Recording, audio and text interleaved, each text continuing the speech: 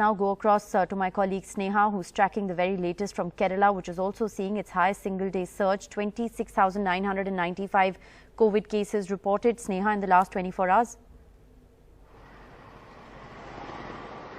That's right, Rishika. No different story here in terms of numbers. Practically every other day is a record daily spike and not something that in any way brings any good news to anybody across the country. In fact, if you look, as you mentioned, 26,995 new cases were registered on Thursday for being COVID positive. And if you look at the test positivity rate, that has been increasing. It is at 19%. This even as Kerala has amped up its daily testings. You know, they have been going through these phases where they are doing augmented sample testings from across the state. It's almost doubled its testings from around 60,000 plus. It now, just yesterday in 24 hours, it tested 137,177. And with that, these are the numbers that have emerged, but the test positivity rate only increasing.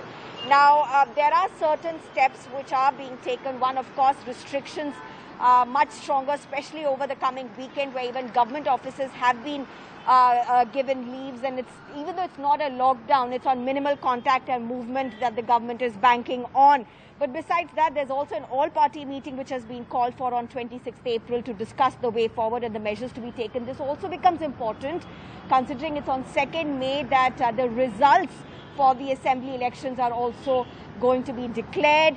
So what would be the measures taken in to rein in the festivities, celebrations? All of that is perhaps very crucial, considering India and several states literally failed in containing or implementing COVID measures, at least during the elections or during the thing. Also important, and just Rishika, quickly to wind up, let me just tell you this whole thing about vaccinations is becoming a very sticky point. With the restricted numbers of doses available, the suppliers of vaccines also becoming an issue. The Chief Minister has said there's a special committee which is looking into, which has already started discussions with the companies, manufacturing companies, and even as the CM has declared, all the vaccines will be free for everyone in Kerala. There's a lot of voluntary donations which have started coming to the CMDRF. Just the 24 hours launched by the people themselves, around 22 lakhs was just within 24 hours. All right, appreciate you, Sneha, for joining us with the very latest.